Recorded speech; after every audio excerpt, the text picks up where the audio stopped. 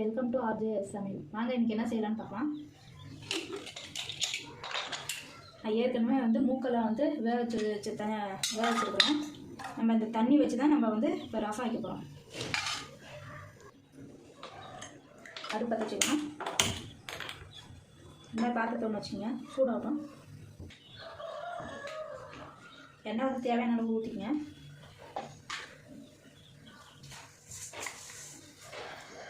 கடுகு கொஞ்சமாக போடுங்க.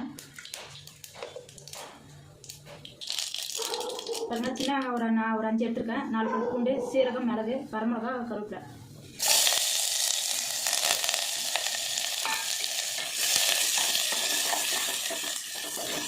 இது நல்லா வணக்கிடுங்க.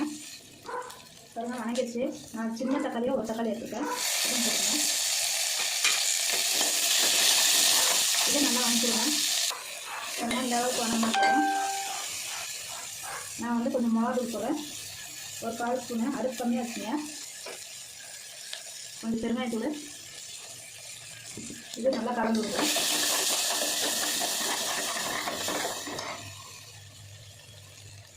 பாருங்க, இது மூக்கல வேக வச்ச தண்ணி நான் ஊற்றுறேன். நான் புளி எவ்வளோ வேணுமோ அவ்வளோ ஊற்றுறேன். உங்களுக்கு எவ்வளோ வேணுமோ ஊற்றிக்கங்க.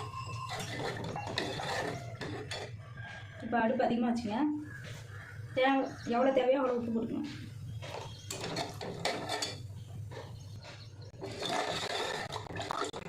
இது ஒரு கொதி வரட்டும்.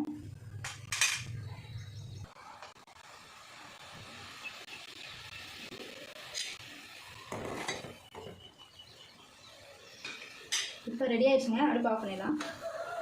அவ்வளோதாங்க. கொத்தமல்லி தழை போட்டு இறக்குனா அதை முடிஞ்சு வேலை. கொத்தமல்லி தழை என்கிட்ட இல்லை. மூக்கலை வேவிச்ச தண்ணி வச்சு நம்ம ரசம் வச்சுட்டோம். சாப்பிட்டு பார்த்து எப்படி இருக்குன்னு சொல்லுங்கள்.